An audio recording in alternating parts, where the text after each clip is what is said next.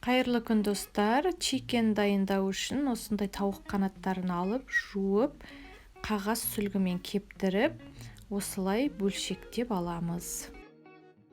Маринадты дайындаймыз. Ол үшін дәмдеуіштерді ыдысқа салып, үстіне аз ғана мөлшерде күнбағыс майын құйып, араластырамыз.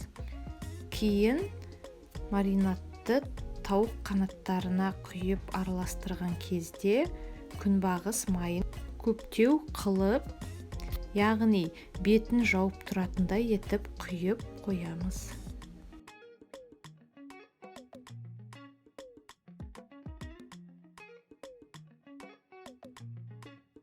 Күнбағыс майын осылай көп мөлшерде тауық қанаттарының бетін жауып тұратындай болуы керек.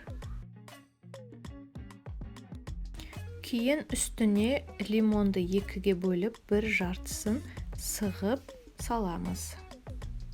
Жақсылап араластырамыз. Осы маринадта тауық қанаттарын кем дегенде 4 сағатқа, ал маринады жақсы сіңуі үшін ең дұрысы 1 тәулікке қойған жөн.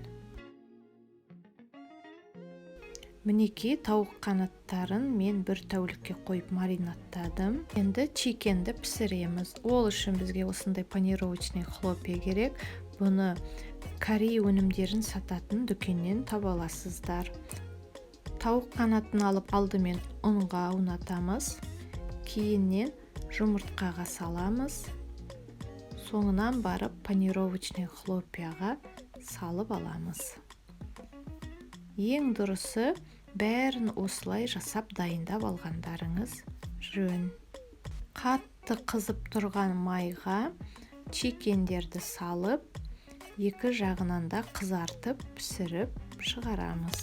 Майға қуырылған тауық қанаттарының ортасы толықтай пісіп шығуы үшін алдын ала қыздырылған пешке 180 градуста 15 минутқа пісіріп аламыз. Біздің чикеніміз толықтай пісіп шықты.